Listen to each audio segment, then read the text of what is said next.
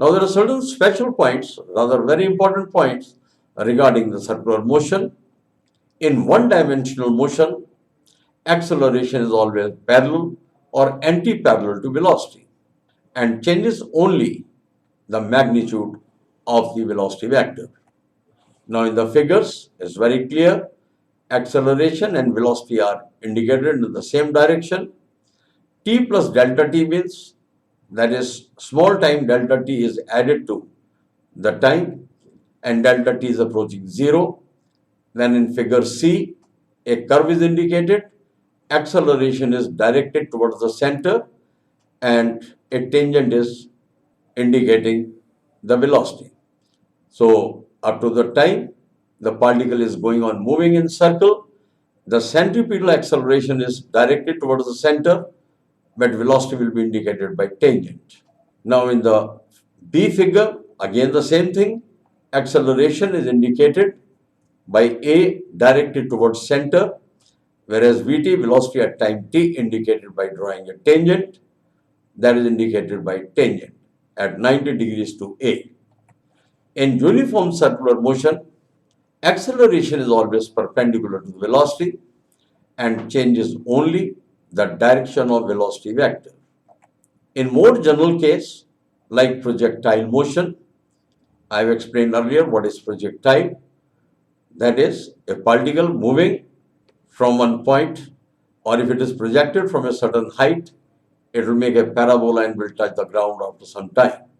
Acceleration is neither parallel nor perpendicular to velocity. Always see figure to summarize these three cases. On the figure, wherever tangents are drawn, they are the velocity. The dotted lines, they are indicating the position of acceleration. They are inclined at angle theta. V1, there is a velocity component, and V2 is tangential velocity, inclined at angle theta to the horizontal. In uniform circular motion, acceleration is always perpendicular to the velocity and changes only the direction of the velocity vector. In more general case, like in the projectile motion, acceleration is neither parallel nor perpendicular to the velocity.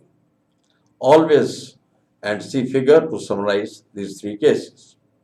If a particle moving with uniform speed v on a circle of radius r suffers angular displacement theta in time delta t, then change in its velocity is given as delta v is equal to delta v2 minus delta v1, where v1 in the vector form is given as v1 into I cap, where I cap is unit vector along x-axis, and v2 can be written as v2 cos theta 1 theta I plus v2 sin theta j, where I and j are the unit vectors along x-axis and y-axis. That is, we can say that v cos theta is the horizontal component and v2 sin theta is the vertical component.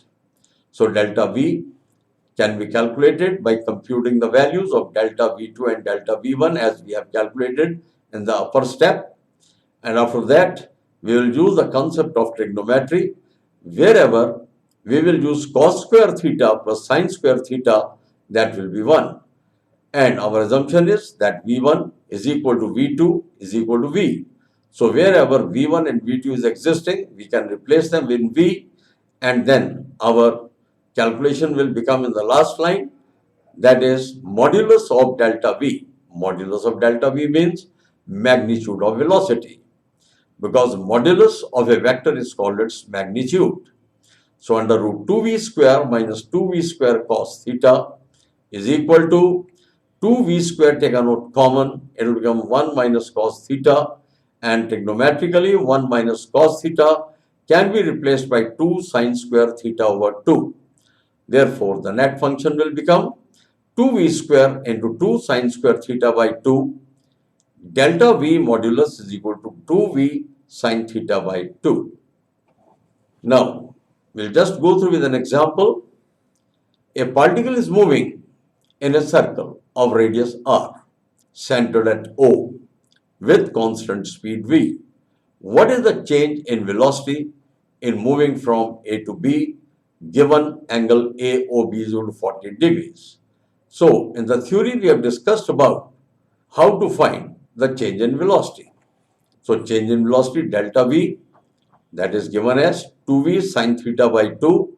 Theta is 40 degrees, so it will become 2V sine 20. So, our answer will become 2V sine 20. That is delta V.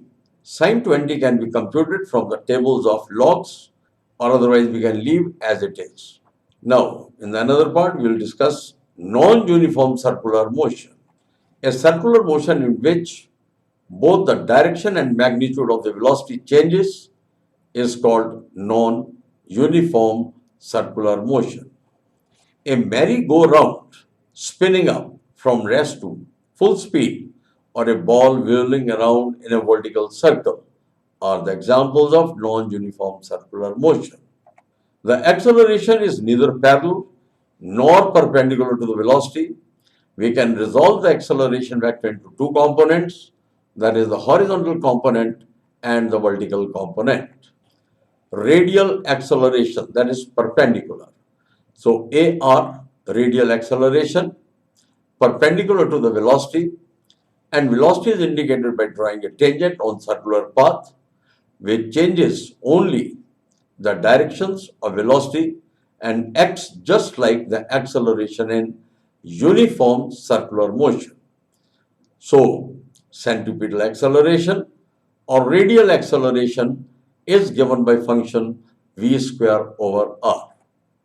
Now comes the tangential acceleration, that is at, parallel or anti-parallel to the linear velocity, since it is tangentially to the path, which changes magnitude of the velocity and acts just like one-dimensional acceleration given by function at is equal to dv over dt, or at can be written as d square s over dt square, that is double derivative of displacement with respect to time, where v is equal to ds over dt and s is equal to length of the arc. The net acceleration vector is obtained by vector addition of these two components as shown mathematically. So net acceleration is A equal to under root, it is centripetal acceleration square, and the square of the tangential acceleration. The value is calculated by drawing a right angle triangle. Any side opposite to angle is called perpendicular, longest side is called hypotenuse, and then the remaining side will be base. As shown in the figure, dotted line will behave like a base and AT will behave like a tangent or perpendicular line, and the longest line will be hypotenuse. By using the Pythagoras theorem, we will get A is equal to under root AC square plus AT square. The angle made by A with AC, that is tangent theta, it will be AT over AC in non-uniform circular motion. Now, modulus of V is not equal to constant angular velocity and omega is not equal to constant. And at any instant, V is equal to R omega according to the definition of angular velocity. In a circle, as tangent and radius are always normal to each other, therefore AT is perpendicular to AR. Net acceleration in case of circular motion is A is equal to AR square plus AT square power 1 by 2. If we will replace 1 by 2, we can put it under root over the number. Here, it must be noted that AT governs the magnitude V of AR, while its direction of motion, so that if AR is 0, that is radial acceleration is 0, then tangential acceleration will also be 0. A is approaching 0, motion is uniform translatory. If AR is equal to 0 and AT is equal to 0, A is approaching AT, that is motion is accelerated translatory. Similarly, if AR is 0 and AT is 0, A is approaching AR, motion is uniform circular. If AR, that is radial acceleration is 0, and AT, that is tangential acceleration is also 0, A approaching square root of AR square plus AT square, motion is non-uniform circular. Now we have certain examples. Road makes 90 degrees bend. So road makes a 90 degrees bend means curve with a radius of 190 meters. A car enters the bend moving at 20 meters per second. Finding this too fast, the driver decelerates at the rate of 0.92 meters per second square. So deceleration is also given. We have to determine the acceleration of the car when its speed rounding the bend has dropped to 15 meters per second. And earlier it was 20 meters per second, so change was 5. So in the solution, what we have to find? Since it is rounding a curve, the car has a radial acceleration associated with its changing direction. In addition to the tangential deceleration that changes its speed, we are given that AT is 0.92 meters per second square.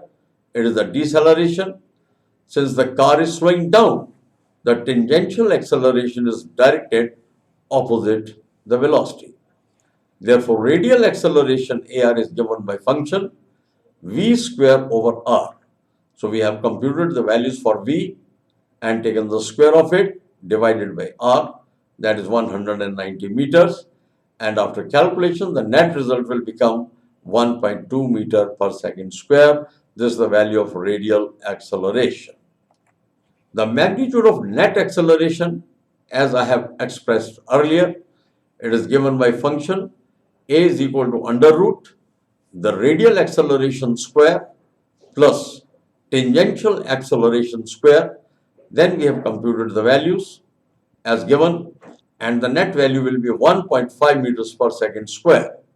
And the points at an angle theta is equal to tangent inverse AR over AT. Then we have written tangent inverse, and for AR and AT we have computed the values, and seeing from the log table the value comes to be 53 degrees relative to the tangent line to the circle.